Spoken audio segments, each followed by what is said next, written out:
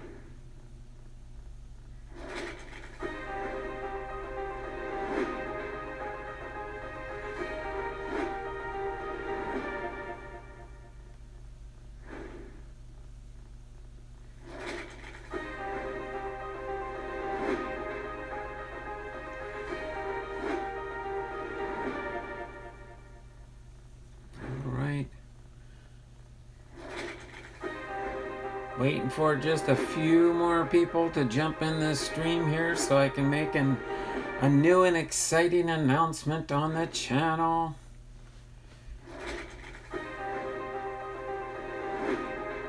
Did you see me chatting at you on KC Nation channel the other day? Yeah, I did see that. Sorry, I have a million things going on in my head and I did see you on the chat.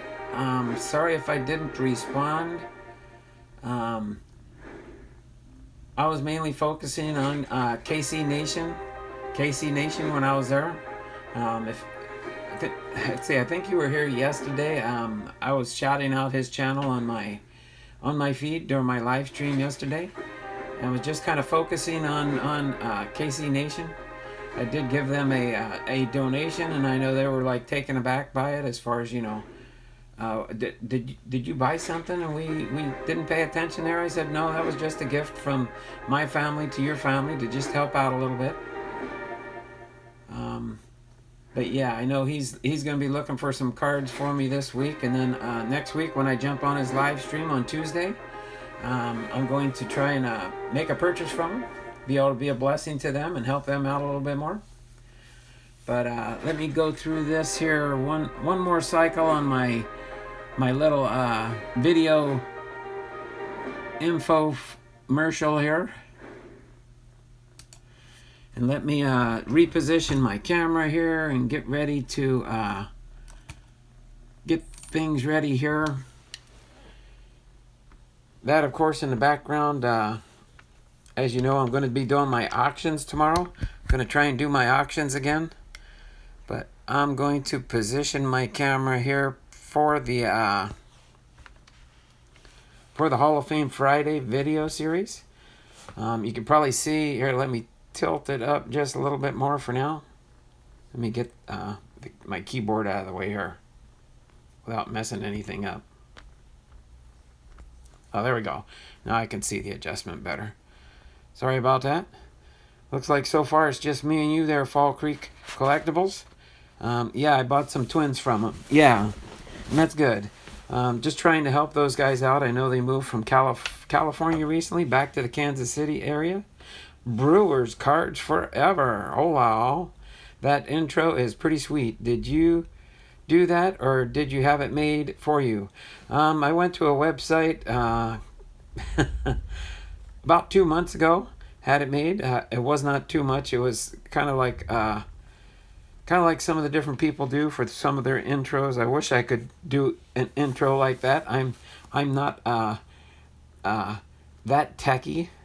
But I thought that pretty much kind of described my channel and the type of things I do on my channel. So that's why it's a wanted poster and the most wanted collector in the community.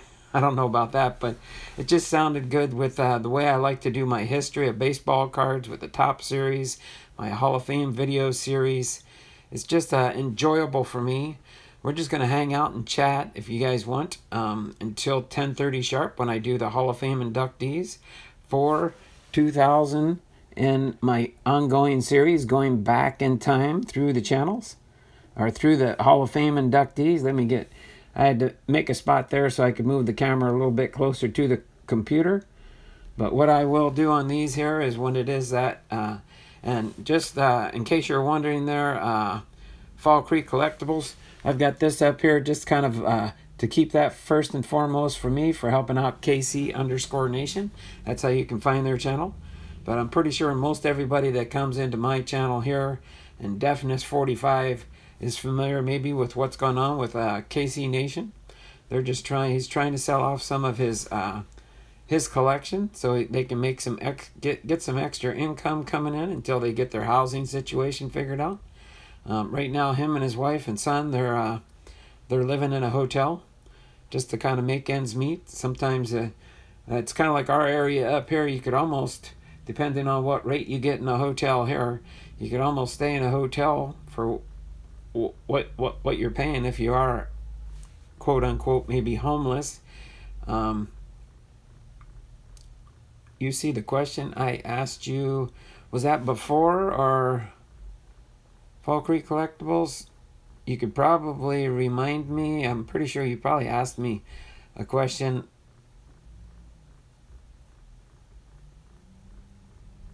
Why don't you just throw it in there again? But yeah, I apologize for not seeing that in the chat. I was doing other things while I had his live stream going on, as I normally do. Again, I'm retired Navy, and just recently, last December, retired from the post office, so I'm on a limited budget and income. Matter of fact, for me to keep going on YouTube and stuff, I need to get my channel subscribers kind of helping, not so much helping a lot causes.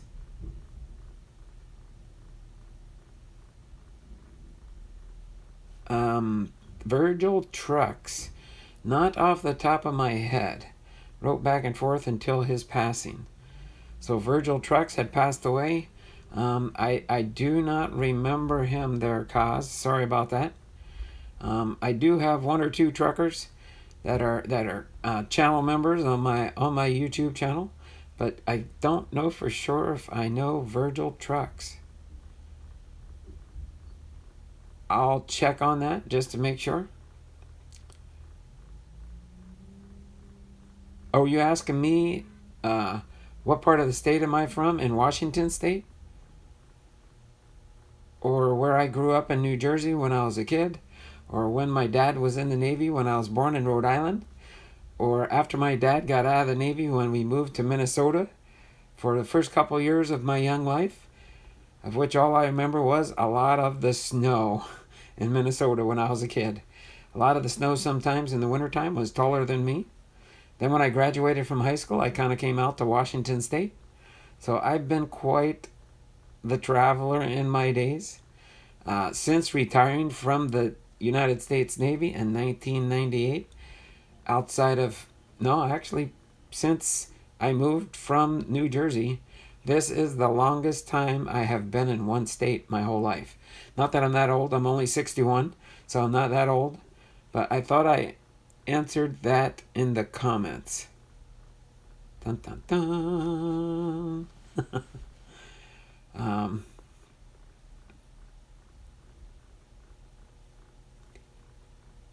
So yeah, we do have another 11 minutes to kind of chit chat and talk in the channel. One of the other things I will be doing after we're done with the Hall of Fame inductee series is, I'm not going to have the video go super long today, but I will promote and sort of plug my auctions for tomorrow. My $1 1 minute lightning auctions that we're going to do. I'm going to highlight some cards.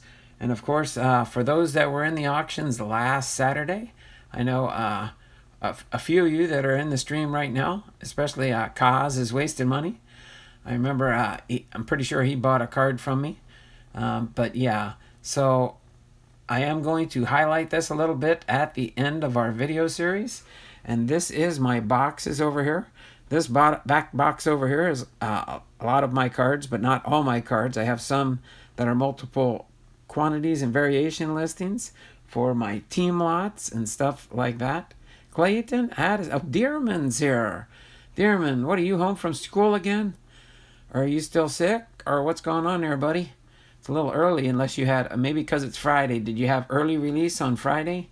Maybe that's what it was. But it looks like I'm getting people to jump in here. But yeah, those items in the back there are my items that are listed on eBay. You can see my stack of rookie cards there. I got another baseball. Of course, we got another baseball on standby for my 777 subscriber giveaway. That'll be coming up here pretty soon. We're climbing up the channels a little bit. I revealed my Don Blomdahl rookie in my Throwback Thursday video. All right, I'm going to go back and review that video there, Brewers cards. But this is my box of auction cards.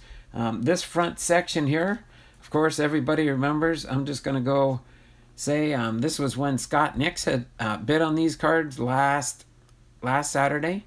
They are all going to go back up on the auction block first, because I know a lot of people had got outbid by him on that. It's your throat again. Okay, Dearman, we'll be keeping you in our prayers for that, okay? So I will be going over and highlighting more of this as we get toward the end of the video after we do our Hall of Fame inductees. But I just kind of wanted to highlight some of that a little bit, just so you know what we're doing there. So let me see real quick here. Since we do have a few minutes, and I'll keep an eye on that, I'm going to turn the camera around just so you can see me. Not that I'm nothing special to look at, but I do have fun. I do have fun. I do enjoy the channel, as you guys know I do. But yeah, last night I did some reflections and looking back on things, on how I've done some things, and I will shout out another informative type thing before we do get started here at 10:30. As soon as I go through, I'm getting a stuffy nose now, but I'm supposed to go surf fishing tomorrow, but I probably still will. Well, that's good, but you stay care and take care of yourself. Can someone buy any Phillies cards that come on an auction, please? All right, I just finally got my notification that I went live. I guess maybe it's, I don't know, took them 13 minutes to send me my notification. So maybe that's why some people sometimes show up. I just wanted to get a feel as to when I go live until my notification shows up on my phone. Sometimes it shows up as soon as 5 minutes into the stream. But this one, it was about 13 minutes. What's my eBay page? Hold on a second there, cause I'll show you. Let me bring up the right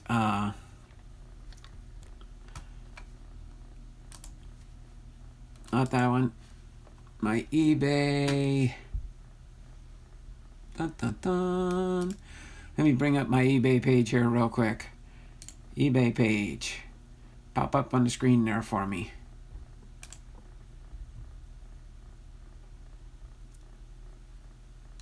Dun, dun, dun.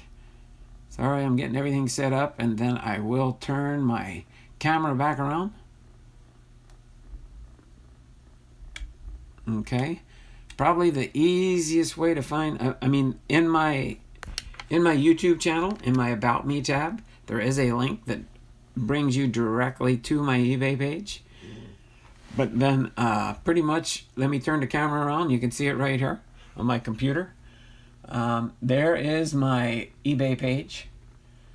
Okay, I do have one negative. That was a book I had listed. It was inadvertently listed instead of a leather-bound edition of a certain book. It was a hard-bound edition, and the person was kind of upset. I would have gladly given them a refund and stuff, so I wouldn't have that negative strike. But it's closer to the point to where eventually it will drop off. But as you can see, I have 0 neutral, only the 1 negative in the last basically 258 positive feedbacks here recently, and recent sales on my eBay channel. But Kevin's Card Collecting's here. Hey there, Kevin. Sportsline's here too. All right, got to give a shout out to all my regulars that are in the channel. Dearman 2019. There we go. We're up to 13 already, and I still got 5 minutes before we go into our series. But there, Kaz's causes wasting money. That's my eBay page. You can type in KJV Real Baptist, KJV Real Baptist, and you can bring up my page information. I do have over 500 items listed on eBay. So that is available on the internet for sure. Let me turn the camera around real quick while I get everything situated here for when we get ready to do stuff. Let me throw this up here so it's not so close to me. How's that sound? At least it's nice and handy when you do have a tripod. You can move it around, reposition it the way I've got my break table set up. Works out pretty good for me. So let's see. For those that are keeping track, I'm getting closer to 700 subscribers. I'm making a, only because I'm going to try some new promotional type things for my YouTube channel. I'll just leave it at that. I'll see how well it works. As soon as I get off my live stream today, I'm going to be submitting something to see if I can get, there we go, yep, 695 subscribers. Thanks there, Sportsline. I appreciate that. But I'm hoping that if this new system works out that I want to try, I want to see, it's going to sound realistic, but I'm going to try to get, what do we got left? About 10 days in this month. I'm going to see if I can do what I thought before was an undoable type thing. Of course, my goal is trying to make it to 1,000 subs by the end of the year. That was my original goal. Right now, I'm going to try something new and see if it works. And if it does work, I will share some of this with you guys out in YouTube land. But I'm going to see how quick I can stream up to 1,000 by the end of this month. I know that sounds very unrealistic, but in talking with some different people around the channels and doing some new networking, nothing, that's right, Funk and Mess Collections, nothing is unattainable. All right, nothing is unattainable. Okay, Dearman, you're at 99. I thought you reached 100 before. You're almost there. You need one more subscriber. That's pretty good. So I'm going to give you real quick. We got 2 more minutes. But thanks for giving the update there. Oops, sorry about it. I bumped into my display here for, let me get this down in the area right here so I can set things up. But one thing before we do go live with our Hall of Fame inductee video series for the 2000 inductees, I'm stuck at 228. All right. One thing I want to point out just before we start our video and inductee series for the 5 inductees for the year 2000, I just want to share this one thing and then we'll get into our task at hand for the day. Now you're at 101. There you go there, Dearman. I knew we could get some people on board with you. Jake right here probably got you a sub and somebody probably else did. That is cool. So there's Sally Lloyd. Hi there. Not a happy bunny. Not a happy bunny. Oh, everything will get better there, Sally. Keep looking on the bright side. I know I am, and I'm getting ready to try something new on my channel to try and promote it more. But here's what I'd like to just throw out before we get into our 10:30, okay? Without getting distracted in the chat. Again, when you go to somebody's channel, make sure you like their content. Give them that thumbs up. Give them that thumbs up in the content. Make sure after my video goes live here that you go back into this video and give me a honest to goodness comment about the video. Not just say, oh, good content, thanks, Donald, and that's it. Take some time and think about what you're posting. Make a heartfelt comment to your postings when you do it. And then, of course, subscribe to the channel. When you subscribe to a new channel in YouTube, make sure you don't hit that subscribe button and then you forget about the person. Just thinking, I did my part. I gave them that thumbs up. I subscribed to their channel. I rang that bell so I get notifications. But you need to genuinely go in and try and jump on board a channel whenever you get a chance, especially when they do a live stream. Be an encouragement to them. Create that following through them. And just get on board their bus, but also make sure you go watch their video content. If it's an item that's already posted, not a live feed, make sure you put a honest, from the heart comment and leave it like you mean and understand what they're trying to do in their channel. Okay? So just wanted to throw that out there. We need to do that instead of just trying to get a subscriber number on our channel so that we can try and grow to that magic number that everybody tries to go to. Okay? So just keep that in mind, people, when you go around the channels. I've chit-chatted enough here. I'm going to get into our video series here for the task at hand. So without further ado, I'm going to turn the camera around, line up our players that we're getting ready to highlight here in this video series. And then as I do each one, I'll be bringing them front and foremost here for each one as we do the 5. But just so you do know, we have 5 inductees. We have Sparky Anderson here. His main playing, he played 1 year in the majors, and then things didn't quite work out, and he ended up being an awesome manager. That's why he got inducted into the Hall of Fame. We got Carlton Fisk here. You'll kind of see a pattern with the cards that I chose for this week's selections here of the cards. I had 3 cards, and the ones I didn't have baseball cards for, I got their Hall of Fame postcards out. So I do have a complete set of all the Hall of Famer postcards for every inductee into the Hall of Fame.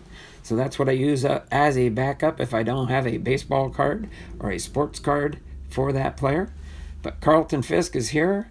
Bid McPhee is his known name, but his full name is John Alexander McPhee. And then here we have Tony Perez, and here we have Norman Thomas Stearns, commonly known as Turkey Stearns. And we'll get into all the details as we go over those. I didn't know Sparky played. Yes, he did. Great manager. And you'll see as we highlight him coming up here how he started out as a player. So, of course, our first player on the docket and manager through most of his career in Major League Baseball was Sparky Anderson. His actual full name is George Lee Anderson, inducted into the Hall of Fame in 2000. His primary team, of course, was the Detroit Tigers, and he was a manager. So George Lee Anderson's big league playing career lasted exactly 1 season and yielded a .218 batting average in 152 games. So he pretty much played 1 full year in Major League Baseball.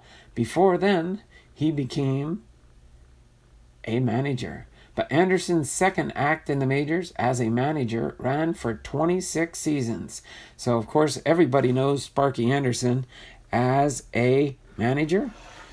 Sorry, I forgot to move him front and foremost here so you can see a little bit of a close-up here of the card that I chose for Sparky Anderson.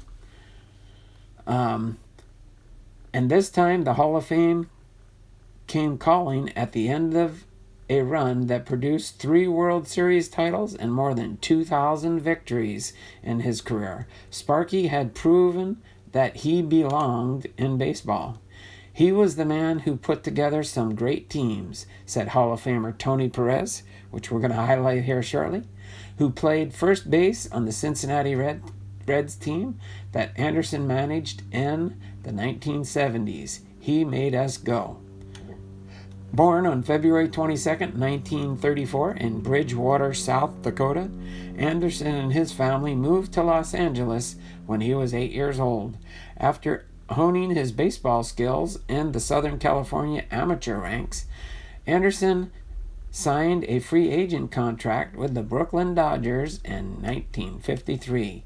He ascended through the Dodgers system as a middle infielder, learning his craft but also absorbing skills he would use in his future career as a manager. In 1955, Anderson was the everyday second baseman for the Double-A Fort Worth Cats, whose roster included future big league managers as Danny Ozark, Joe Pignatano, Norm Sherry, Maury Wills, and Hall of Famer Dick Williams. Following the 1958 season, the Dodgers traded Anderson to the Phillies, where he won the team's second base job in 1959. But after producing just 12 extra base hits and 34 RBIs, Anderson was returned to the minors, where he spent 1960 to 1963 with Toronto of the International League before calling it a career. Anderson took over the managerial reins in Toronto in 1964 at the age of 30, then managed 4 different minor league teams to pennants over the next 4 seasons. He served as the San Diego Padres' third base coach in their first big league season of 1969 and was prepared to serve as a coach with the California Angels in 1970 before being named the Reds' manager on October 8, 1969. Anderson led the Reds to the National League pennant in 1970 and produced another pennant for Cincinnati in 1972. And the National League West title in 1973 before the Reds won back-to-back World Series titles in 1975 and 1976. Anderson was dismissed by the Reds following the 78 season, but hooked on with the Detroit Tigers midway through 1979. By 1984, Anderson had led Detroit into the World Series, where the Tigers defeated the Padres to cap a season in which the team began the year with a record of 35-5. The Tigers won the American League East again in 1987, giving Anderson his 7th postseason berth.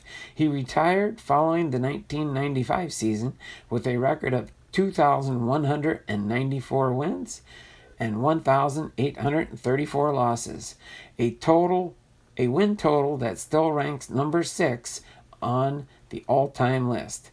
Anderson was elected into the Hall of Fame in 2000. However, he passed away on November 4th, 2010.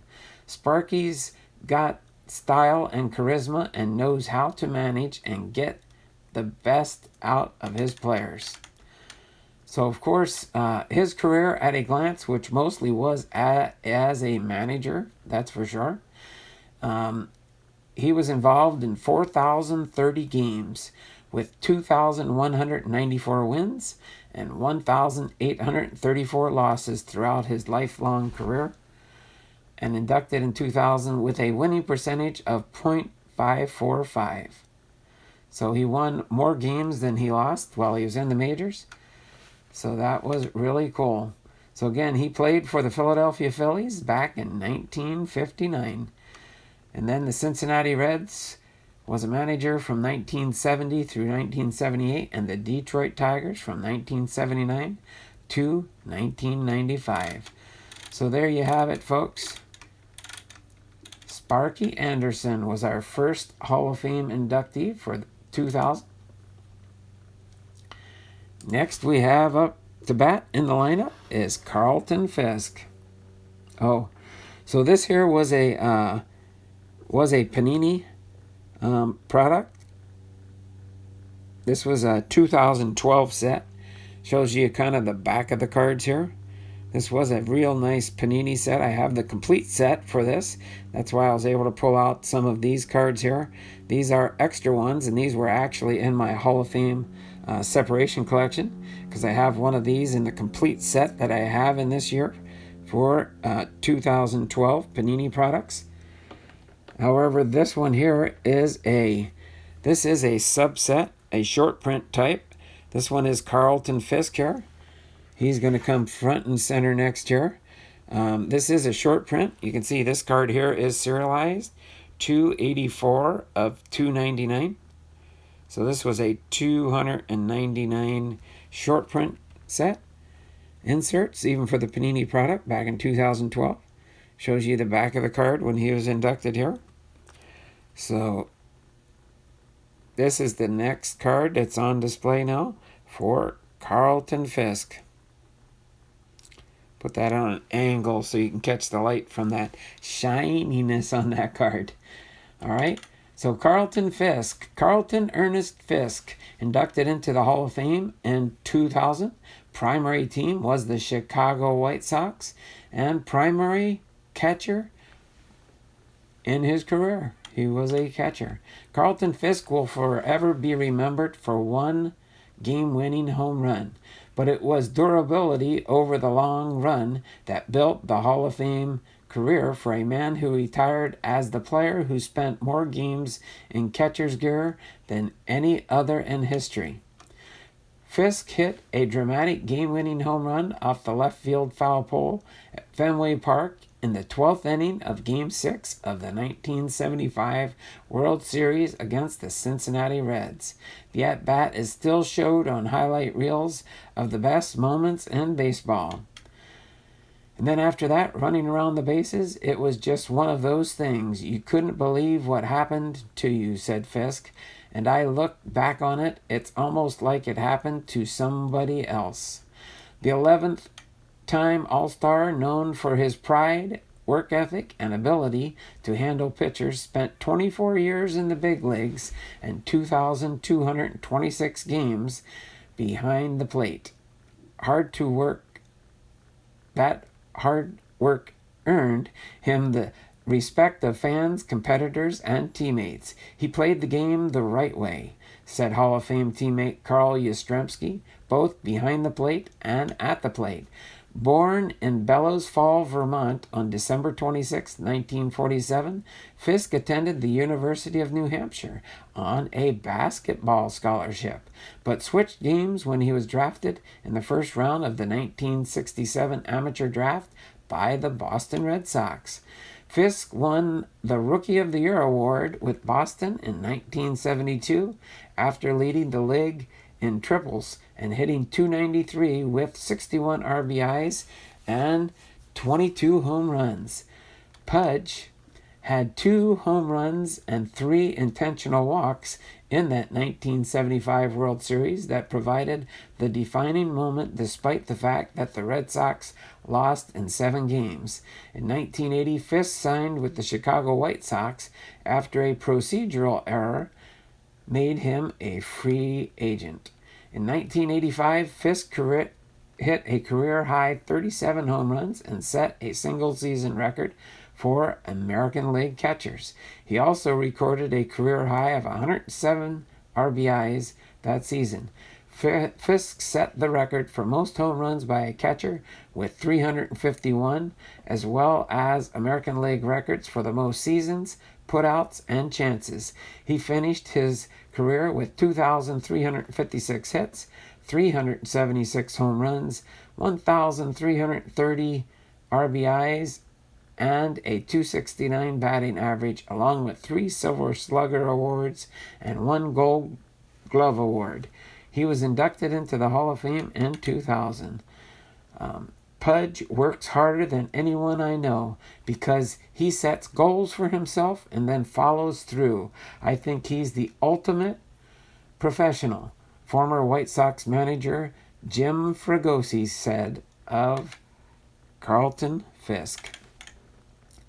So again, his career at a glance: 2,499 games, 8,756 at-bats, 1,276 runs, 2,356 hits, 421 doubles, 47 triples, 376 home runs, 1,330 RBIs, 128 stolen bases, 849 times he was walked. His batting average was .269. His OPS was .797. His on-base percentage was .341. And his slugging percentage was .457. So there we have it, folks. Carlton Ernest Fisk, inducted into the Hall of Fame in 2000. And his primary team was the Chicago White Sox as a catcher. So I'll move him back and bring up our third inductee for the year 2000, which is Bid McPhee. Bid McPhee, this is his Hall of Fame postcard, since I didn't have a ball card for him. So next up is Bid McPhee. Bid McPhee, John Alexander McPhee, inducted into the Hall of Fame in 2000. Primary team was the Cincinnati Red Stockings, and his primary position was a second baseman. This glove business has gone a little too far, McPhee said. True hot balls do sting a little at the opening of the season, but after you get used to it, there is no trouble on that score.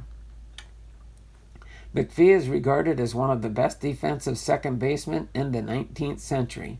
For almost his entire 18-year career, McPhee took the field without benefit of a glove. He first used a glove in 1896 when he was 36 and promptly set the record for fielding percentage by second baseman. McPhee played his whole career with the Cincinnati Reds, beginning in 1882 when the organization was a part of the American Association called the Red Stockings.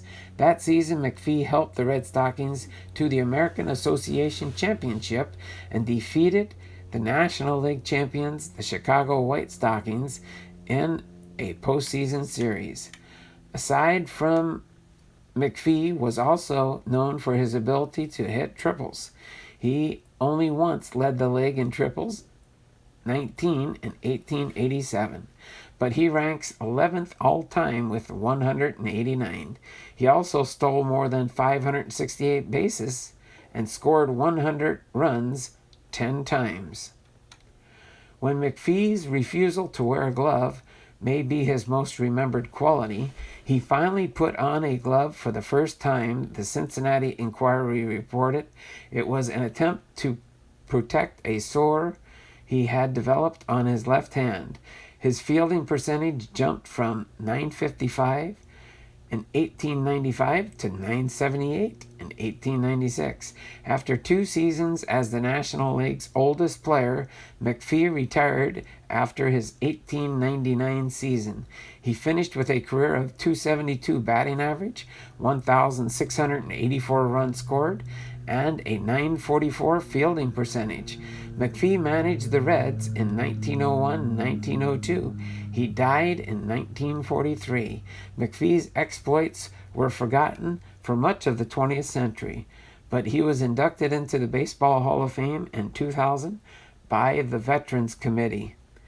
He was the outstanding player of his time at his position, certainly comparable to Bill Mazeroski. Baseball historian Ralph Moses said he was breaking records barehanded, and when he put on a glove, he set a standard so high that it wasn't broken until 30 years later.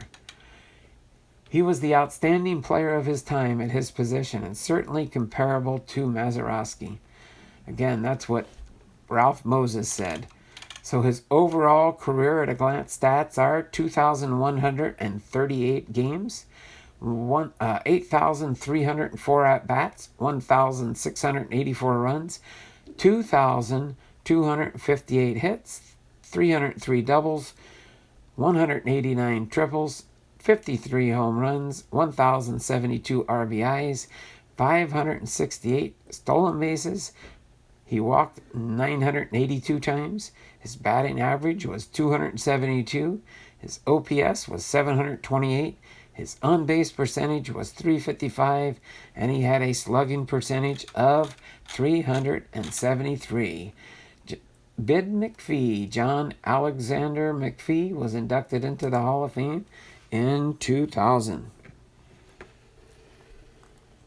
All right, a little bit of a less-known Hall of Famer, but Hall of Famer nonetheless. Our next one up to bat is Tony Perez. Tony Perez. All right.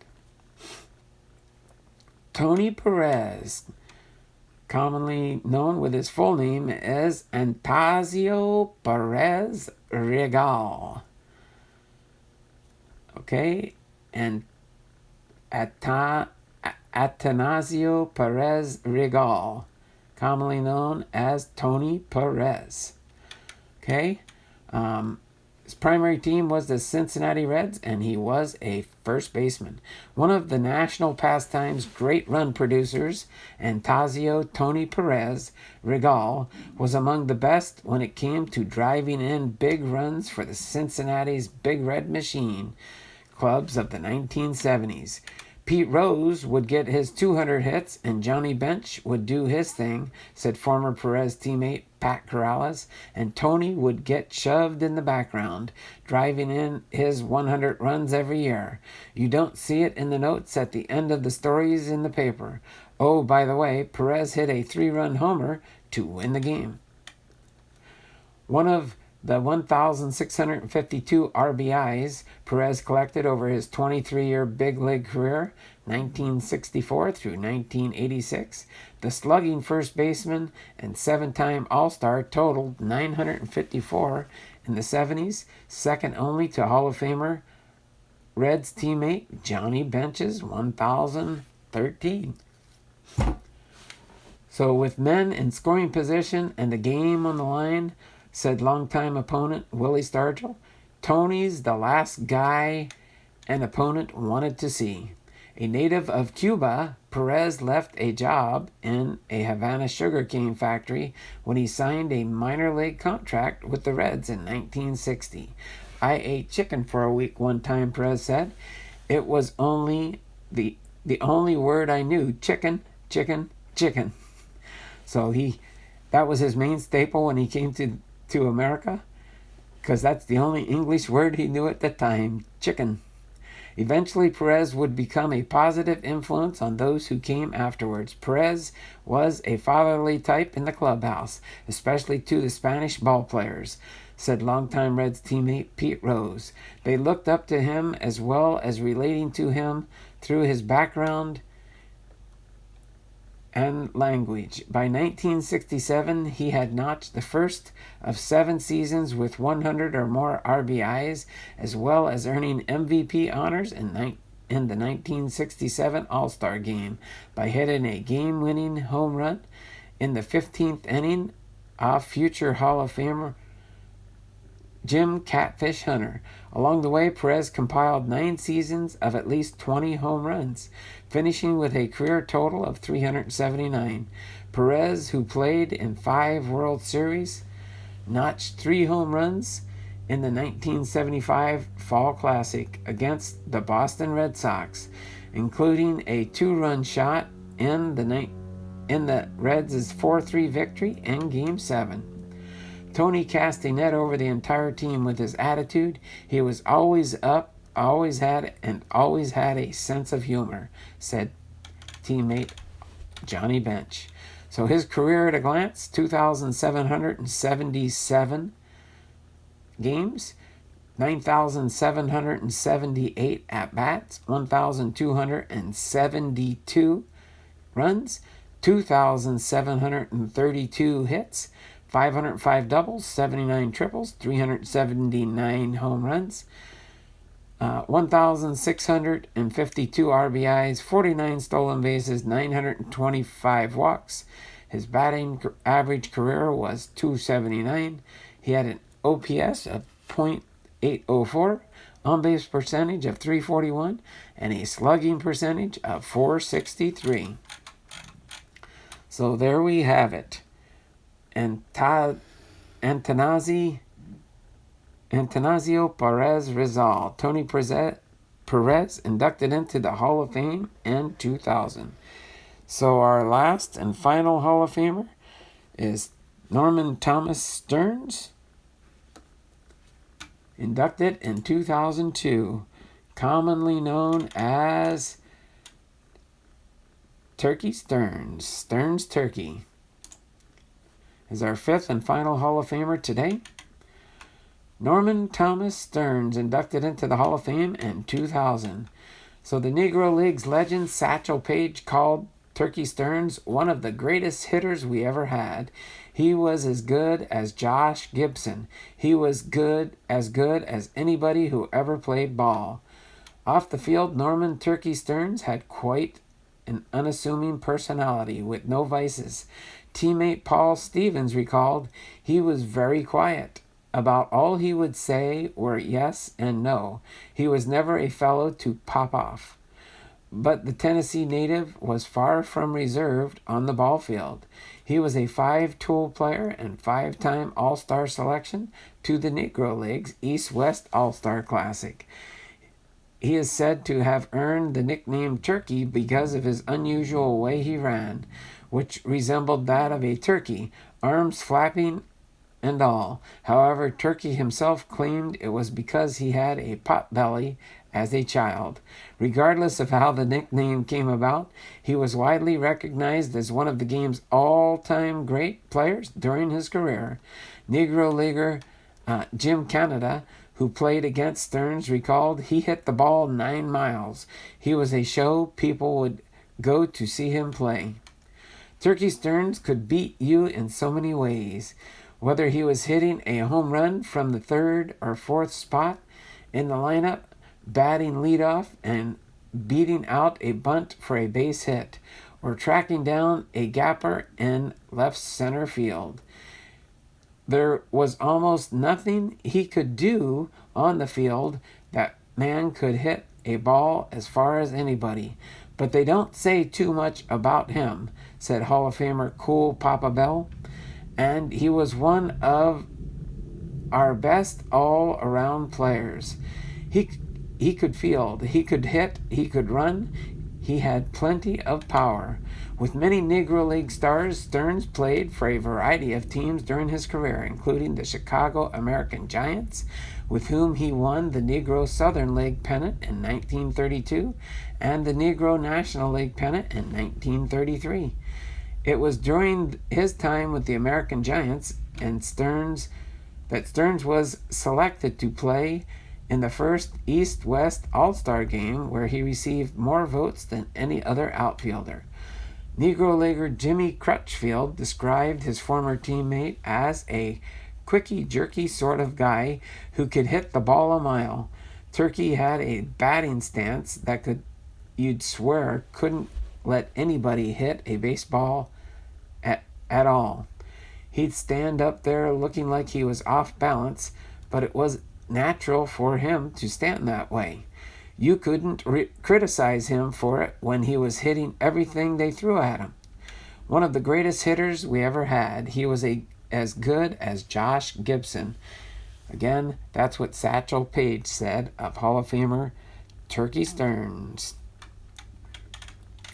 So they don't have a total games played from there, but he did have 3,336 at-bats, 673 runs, 1,149 hits, 194 doubles, 100 triples, and 176 home runs. He had 585 RBIs, 289 stolen bases, 290 walks. He had a batting average through his career of .344, 1.014 OPS. His on-base percentage was .396, and his slugging percentage was .618. So there we have it, folks. Norman Thomas Stearns inducted into the National Baseball Hall of Fame in 2000. So there we have it, folks. Our inductees for 2000.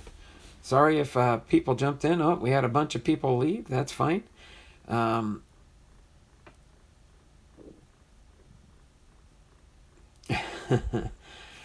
So hopefully you guys enjoyed our Hall of Fame inductee video series there. Of course, next, what I'm going to go over here is just give you a little bit of a heads up for tomorrow. And then I'm going to probably end my stream a little bit earlier today. I have a bunch of things going on today. I'm going to just, again, highlight my auctions that'll be taking place tomorrow. Okay. Put this up on the display so you can see everything that we got going on tomorrow with my $1 1 minute lightning auctions. Again, my PayPal address for the auctions tomorrow is kjvroyalbaptist@aol.com. Again, friends and family payment method, if at all possible. If you don't, I understand how you want to do it.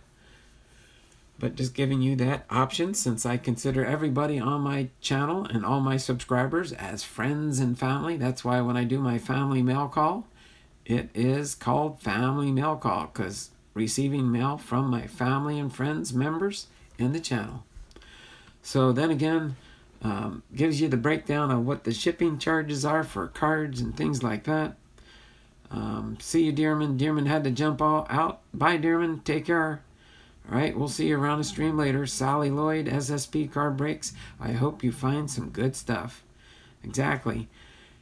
Get on board the bus with people that are in here. And let's see how quick we can grow our channels. Get on the bus. Get on board the bus. All right. So take care. Donald has your package I sent you. I haven't seen it there yet. I'm going to head out to my business address today and see if any packages showed up there. So I will be checking on that. It should. I'm pretty sure it was supposed to show up there. But I'll probably wait till a little bit later this afternoon, as my mail at my business address doesn't get there till probably about 3 o'clock in the afternoon for me here. So trying to see if anybody, I know there were some people that wanted me to go over and give you a heads up as to what's on the stream for tomorrow for our auctions. So we could do that if we need to. Donald, are you going to send my month? Yep, as soon as October gets here. As soon as October gets here, there, Dearman, I'll be getting your next package ready. We still got 10 more days in September, buddy. I know it's like Christmas time for you. But yes. Okay, you opened my package on your channel. Thanks, Sarah Sally. I'll be looking forward to when you post that video. I'll be looking forward to when you post that. But yeah, so we're just screaming through. Oh, I know one other thing I did want to promote. And that is, there's my channel page, of course, guys. You can see I'm still at 695 subscribers, trying to get to 777 for my next giveaway level. Okay? But again, when you're on my About Me page, you can click on here, go to the bottom of it, and you can see right down here in the bottom, Hall of Fame Veterans Sports eBay page, Hall of Fame Veterans Sports Patreon page. Let me go in here real quick, open up my Patreon page, and then as soon as it opens up, I'll show you my post I have here. Go into my posts. So this is my next box break that I'm going to do next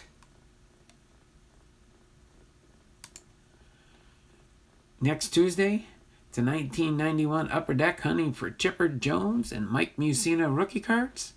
Okay, it's $22 a stack. There's 4 stacks of cards in the box for this one. Let me just show you the box real quick, since I don't have a picture in the preview there.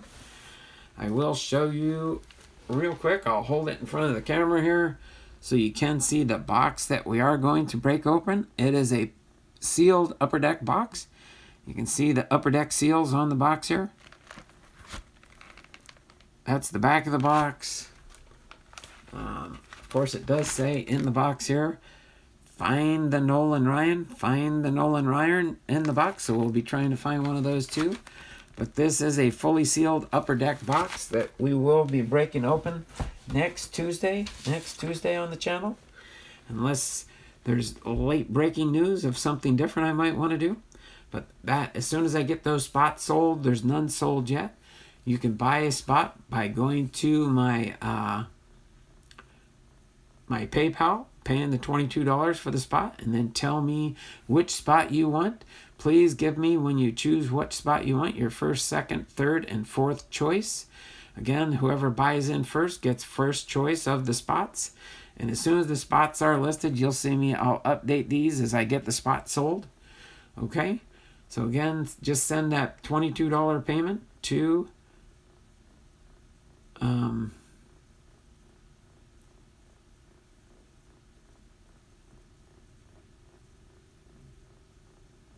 on the letter had you crying. Oh, Sally, we like you on the channel. We just want to be a blessing to you, and I enjoy being a blessing to people that do jump in my channel. Again, this isn't your normal, everyday, average channel. I do have a Christian heart, and I do pray for my people in my channel. And just I'll leave it at that for now. I will be adding more different type content, possibly in my channel, as we continue to grow. But I do want to drive my channel with my love for the hobby of sports baseball cards and watching baseball games.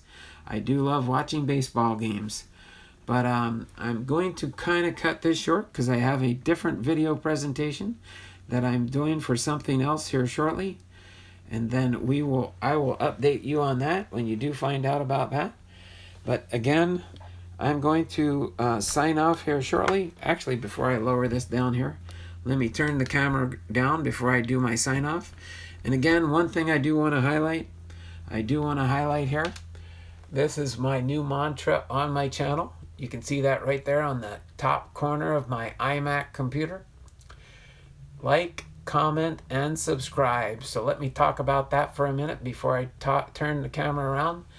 Well, what do I mean by like, comment, and subscribe? There's 3 different reasons I want you to take to heart what I'm going to talk about next here. Please do me a favor and give me the thumbs up and like my video stream when you're in it. Give me that thumbs up. Okay?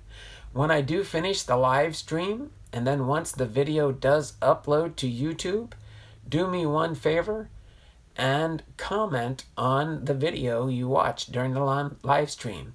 It's one thing to chat in the live stream, but then you should always remember to go back once it posts so that you can go into the video and leave a comment. The more comments, the better. YouTube likes that very much when you do have comments about your videos, but that means people have to interact with your channel. YouTube likes that too. Not just jumping into the live stream and then doing nothing afterwards. You need to comment, and the more comments, the better on a video if you do like my comment.